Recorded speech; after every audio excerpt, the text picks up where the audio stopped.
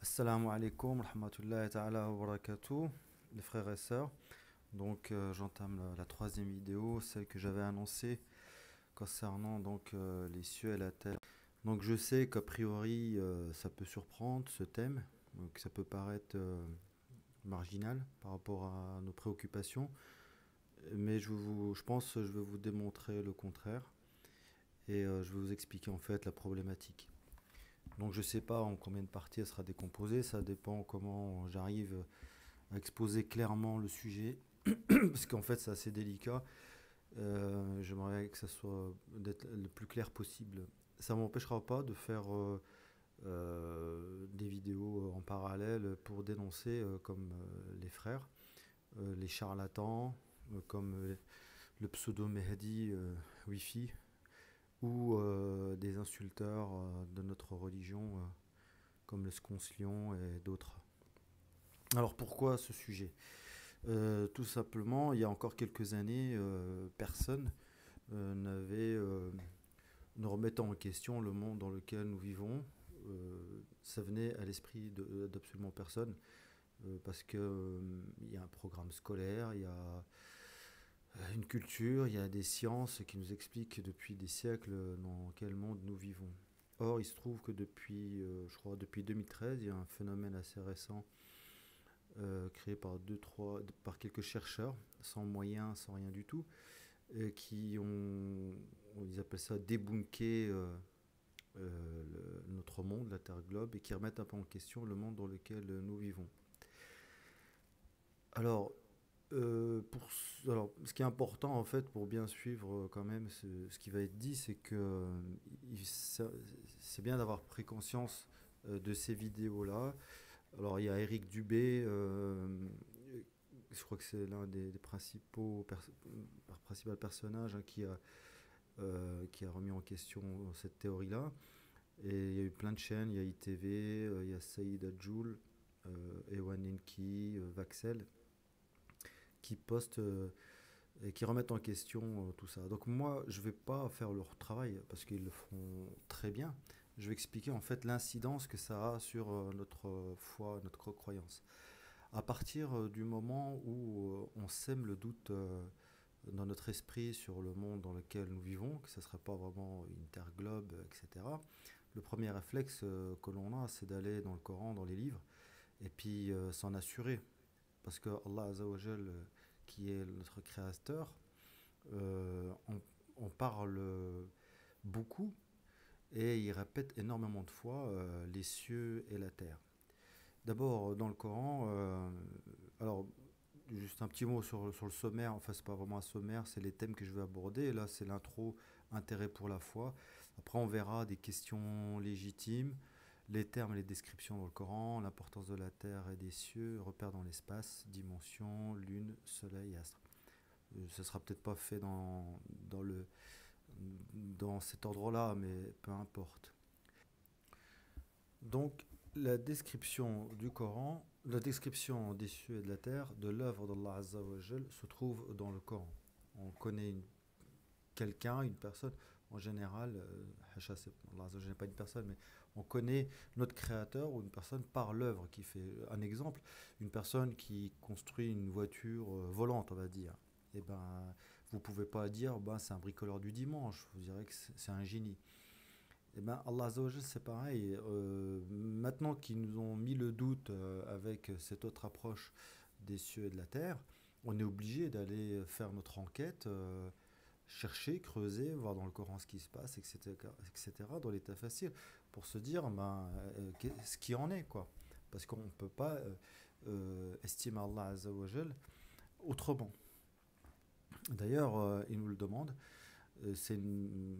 dans Surat Al-Hajj, Allah Azza wa Jal dit Ma qadarullah haqqa qadarihi inna Allah laqawiyyun aziz.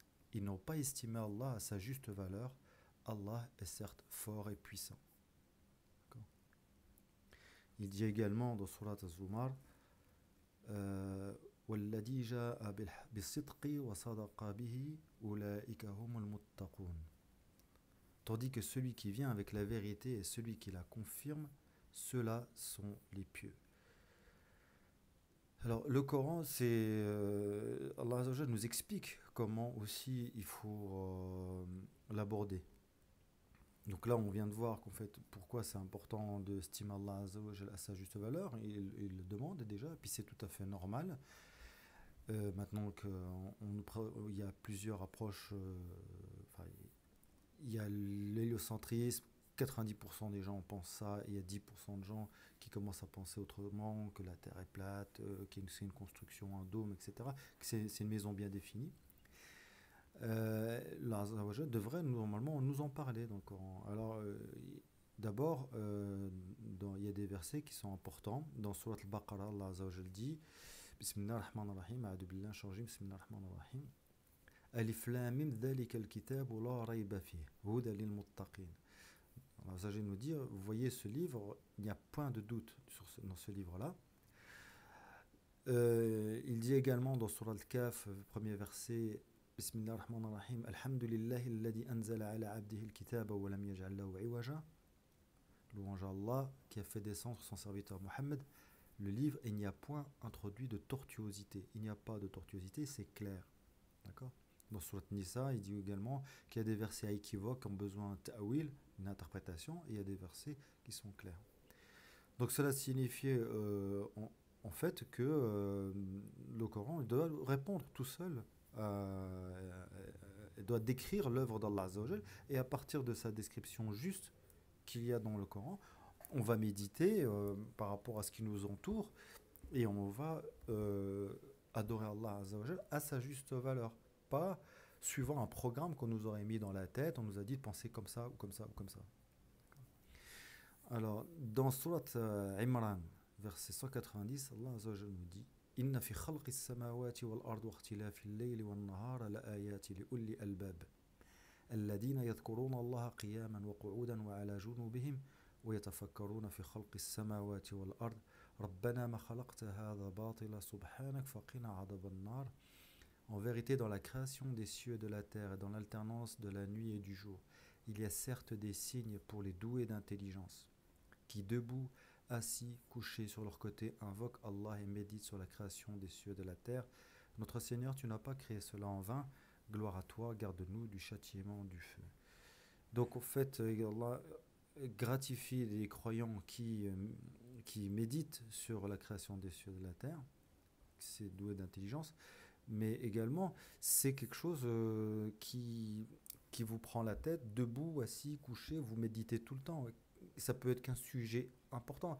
Là, c'est un grand marqueur sur l'importance des cieux et la terre. Et on a tort de prendre ça à la légère, parce que c'est pratiquement la base. Vous ne pouvez pas adorer Allah et on peut pas, comme on ne peut pas respecter une personne si on sous-estime son œuvre et si on ne la juge pas à sa juste valeur. Alors quelle est la bonne... alors comment faire en fait. Comment faire. Donc on va lire le Coran et on va trouver des mots, des descriptions et on va se poser des questions. Et c'est là que vous allez vous rendre compte qu'en fait il y a des choses qui ne vont pas. En gros, pour schématiser, le Coran est compatible avec l'idée d'une construction, mais n'est pas compatible avec un système héliocentrique, avec un univers, etc. Ce n'est absolument pas compatible. Et même Tafasir, euh, c'est décrit comme ça. Alors, c'est également grave parce que on ne peut pas mentir non plus sur Allah Azawajal. Dans Surat, toujours le Kaf, versets 14 et 15, Allah dit, en parlant des gens de la caverne, وَرَبَّطْنَا عَلَى قُلُوبِهِمْ إِذْ قَامُوا فَقَالُوا رَبَّنَا رَبُّ السَّمَاوَاتِ وَالْأَرْضِ لا ندع من دونه إلها لقد قلنا إذا شطط هؤلاء قوم اتخذوا من دونه آلهة لولا يأتون عليهم بسلطان بين فمن أظلم ممن اقترى على الله كذبا. Nous avons fortifié leur cœur lorsqu'ils s'étaient levés pour dire Notre Seigneur, le Seigneur des cieux et de la terre, jamais nous n'invoquerons de divinité en dehors de lui, sans quoi nous transgresserions dans nos paroles. Voilà que nos concitoyens ont adopté en dehors de lui des divinités. Que n'apporte-t-il sur elles une preuve évidente? Quel pire injuste donc que celui qui invente un mensonge contre Allah. On va voir par exemple, juste, je vais donner deux, trois exemples. Alors, il y a la sourate surat Fussilat, Allah Azza wa Jal, décrit en fait comment il a créé le monde. D'accord. Et vous allez voir comment le comprend Ibn Kathir dans son tafsir. On trouve un exposé développé de ce verset dans la sourate 41, les versets détaillés, versets 9 et 12. Dit, renierez-vous celui qui a créé la terre en 2 jours, et lui donnerez-vous des égaux. Tel est le Seigneur des mondes. Il a fermement fixé les montagnes au-dessus d'elle, la bénit et lui assigna ses ressources alimentaires en 4 jours d'égale durée. Telle est la réponse à ceux qui s'interrogent. Il s'est ensuite adressé au ciel qui était alors fumé et lui dit, ainsi qu'à la terre, venez tous deux bon gré mal gré, tous deux dirent, nous venons obéissants. Il en fit 7 cieux en 2 jours et révéla à chaque ciel sa fonction. Et nous avons orné le ciel le plus proche de lampes étoiles et l'avons protégé. Tel est l'ordre établi par le puissant. Je vais juste rajouter là, dans Surat al-Mulk, Allah Azza wa Jal dit aussi, Ladi khalaqa sab'a samawatin tibaqa. Tibaqa, c'est étage. Vous pouvez dire, donc, quand vous dites j'habite tabqa telta, c'est 3e étage. Donc c'est des étages superposés. Et là, comme disait d'ailleurs à juste titre Mahamar, quand dans le Coran on parle par exemple dans le fameux verset, je crois 4 de la sourate 24, on en a parlé longuement, que l'acte de frapper, c'est frapper ou pas frapper, il l'interprète d'une certaine manière, etc. Alors, Mahamar disait à juste titre, c'est écrit frapper parce que c'est frapper. Les mots dans le Coran sont aussi clairs. Quand il dit étage superposé, c'est superposé. D'accord. Quand il dit une construction, c'est une construction. Quand il dit banaïna, c'est banaïna. Nous avons construit. Là, je parle de piliers, de ciels qui se rompent, de ciels qui se fissurent, de ciels qui sont ébréchés. Vous savez, comme un pare-brise qui se fissure, qui est ébréché. Donc tout ça, ça dénote quelque chose de solide. Des samawatin tibaqa. Tibaqa superposé, ça veut dire qu'en fait c'est des étages. Un pilier, c'est un pilier qui n'est pas visible ou pas visible, c'est un pilier qui supporte une charge. Et quand l'Azawajal décrit le ciel comme une voûte, et quand il le compare à d'autres chameaux ou à une montagne dans Surat Ghafira, eh ben, il donne une forme. L'Azawajal ne parle pas, il n'est pas là pour nous piéger. Il n'est pas là pour nous piéger. Donc c'est quelque chose, le Coran, il est clair, il y a des mots, voilà. Que dit Ibn Kathir, où l'on voit que le Très-Haut a commencé par la création de la terre pour en venir ensuite à celle des cieux, au nombre de 7. Rien d'étonnant à cela, puisqu'en matière de construction, on commence d'habitude par les fondations avant de passer aux étages supérieurs. Cela, les exégètes l'ont mentionné comme on le verra plus loin. Donc un peu plus loin, ils en reparlent. Ainsi, l'autre verset dit nettement que la terre a été créée avant le ciel, et celui qui fait d'ailleurs l'unanimité des doctes à ce que nous sachions. Donc, contrairement à la théorie héliocentrique, c'est l'espace qui a été créé à partir d'un Big Bang, et ensuite ça a fait des grosses étoiles qui sont rétrécies, qui sont refroidies, ils ont fabriqué des terres, etc. En gros, un espace immense qui sert à rien, avec juste une petite boule de terre qui tourne autour d'un soleil. À partir de là, déjà, il y a un problème parce que Allah Azza wa Jal dit clairement qu'il ne crée rien en vain. Dans Surat Imran, Allah Azza wa Jal, que disent les croyants? Que disent les croyants? Ils disent, d'ailleurs, cette sourate-là, elle est magnifique parce qu'elle résume beaucoup de choses. Donc, إن في خلق السماوات والأرض واختلاف الليل والنهار لآيات لأولي الألباب الذين يذكرون الله قياما وقعودا وعلى جنوبهم ويتفكرون في خلق السماوات والأرض ربنا ما خلقت هذا باطلا سبحانك فقنا عذاب النار ربنا إنك من تدخل النار فقد أخزيته وما للظالمين من أنصار. Seigneur, quiconque tu fais entrer dans le feu, tu le couvres vraiment d'ignominie, et pour les injustes, il n'y a pas de secoureur. Mais auparavant, oui, Allah Azza wa Jalla dit, notre Seigneur, tu n'as pas créé cela en vain. Allah Azza wa Jalla n'a pas créé cela en vain. C'est pas un espace infini et une petite boule au milieu de tout ça. C'est une construction, une demeure. D'ailleurs, vous verrez dans Surat, je m'en rappelle, plus, mais je la retrouverai. Et Allah explique que les cieux et la terre, les gens et les djinns resteront en enfer tant que demeureront euh, les cieux et la terre, et ils demeureront au paradis tant que demeureront les cieux et la terre. En gros, le jour où Allah Azza wa Jalla détruit les cieux et la terre, les humains et les djinns aussi, le jour où il détruit les djinns et les humains, les cieux et la terre aussi. Donc c'est une construction. Et Allah Azza wa Jalla dit également que il a créé les cieux et la terre. Istawa al arsh. Après, il s'est mis sur son trône. Et son trône est sur l'eau. Donc les cieux et la terre, c'est une construction baignée dans l'eau. Et lui, il est au-dessus. Et il est sur son trône. Voilà. Moi, bon, j'ai été un peu trop loin. Ce que je voulais dire par là, c'est que euh, il y a vraiment des questions à se poser. Il y a vraiment des questions à se poser. C'est pas quelque chose d'anodin parce qu'il y a l'enfer ou le paradis au bout. Et il n'y a plus vraiment de certitude sur le monde où l'on vit. Faites vos recherches, il y a énormément de chaînes qui en parlent. Euh, comment dire, la face de la Lune par exemple, qu'on voit, la face cachée de la Lune qu'on voit jamais, les photos de la Terre qui sont... Moi, une des chose qui m'a vraiment mis le doute, c'est les photos. C'est vrai que les photos, elles sont retouchées. Moi, je fais un peu de Photoshop. Je sais que les photos sont retouchées. On les voit. Ça se voit. C'est de la retouche. Et on voit des télescopes qui filment des nébuleuses à des années-lumière. Et on n'est pas foutu de mettre un télescope à quelques millions de kilomètres pour filmer la Terre n'importe quand, voilà, qui tourne avec le soleil, les rayons du soleil qui claquent contre les satellites qui tournent autour, la Lune qui tourne autour. Ça peut être un spectacle magnifique, tout ça, mais on n'a pas ça. On a juste des brides, etc.